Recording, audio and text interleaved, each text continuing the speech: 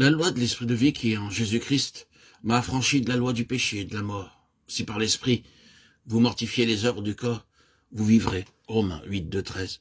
Dans le 6e chapitre de l'épître aux Romains 6, 18, 22, Paul parle de notre affranchissement du péché en Christ.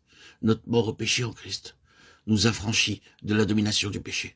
Quand nous avons reçu Christ par la foi, nous avons été affranchis de la domination du péché qui n'est plus notre maître.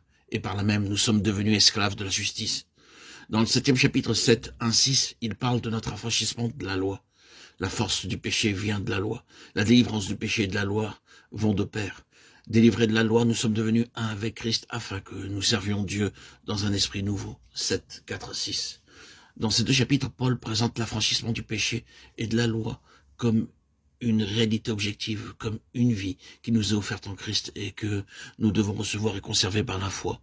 En vertu du développement graduel que suit la vie chrétienne, le croyant qui est scellé du Saint-Esprit doit réaliser cette union avec Christ et marcher ainsi par la puissance de l'Esprit. Mais quant à l'expérience individuelle, presque tous les croyants doivent reconnaître que même après avoir saisi ce que Paul nous enseigne ici, leur vie n'est pas encore ce qu'ils voudraient. Ils éprouvent avec douleur la vérité de l'expérience retracée dans la seconde moitié de Romains 8. Et s'il en est ainsi, c'est parce qu'il n'y a pas d'autre moyen d'amener le croyant à comprendre deux grandes vérités qu'il a besoin de saisir.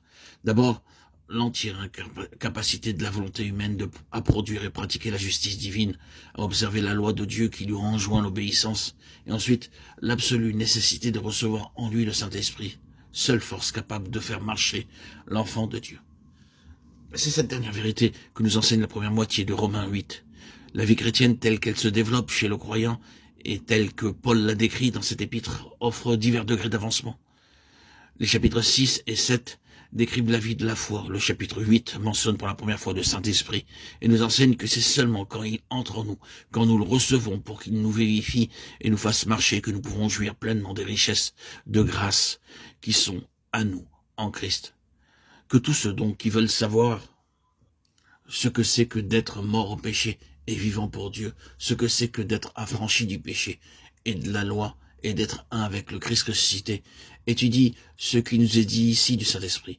C'est lui qui nous fait éprouver la réalité de notre union avec Christ, c'est lui qui nous fait vivre de la vie de Christ, en effet et en vérité.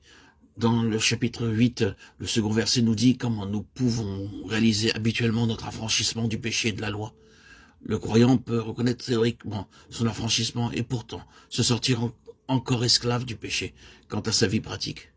Nous ne pourrons jouir de cet affranchissement qu'en Jésus-Christ, qu'en restant continuellement unis à lui. Ceci est si complètement l'œuvre de Dieu en nous qu'il faut pour réaliser cette liberté que l'Esprit de Dieu habite en nous et que nous consentions à le laisser agir.